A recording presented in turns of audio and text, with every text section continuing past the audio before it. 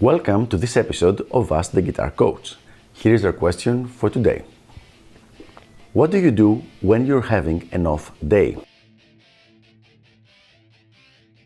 Well, this is a really good question because we're human, none of us is a robot, not yet at least, and we all have good days and bad days. However, if you're a professional, and I assume that the question is directed towards someone who is a professional musician, a professional guitarist, then there are some things that you need to take into account. So even if you're having an off day, if you're a professional, you're still expected to perform up to a specific level, which means your playing can only get so bad no matter what goes wrong. Even if you're sick, if you're very, very sad or angry about something, your playing should stay at least a specific level.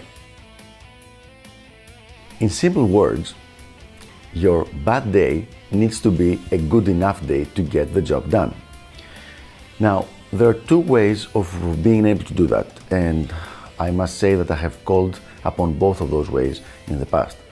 One is to make sure that your skill set surpasses by far the performance requirements of whatever you need to do. So, for example, I'll simplify it with an example about speed so that it's quite clear. If you're expected to play something live at the speed of 100 BPM, you should be able to do it up to 130 BPM, so 30% better.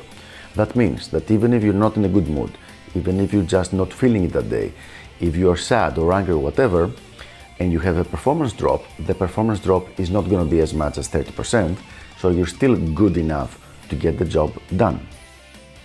So, if you're expected to play something at 100 and your maximum speed is at 30, even on a very bad day that you're going to have a performance drop, your speed is going to be at 110, which is still better than the 100 that's required.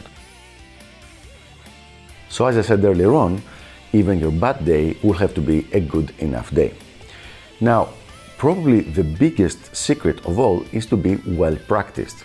So if you have practiced the specific stuff you're going to be playing or recording, if you have practiced it a lot, you're going to be much more relaxed when doing it.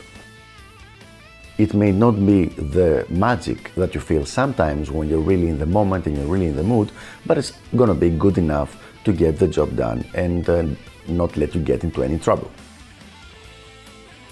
So there you have it. This is how I suggest you handle if you're having a bad day.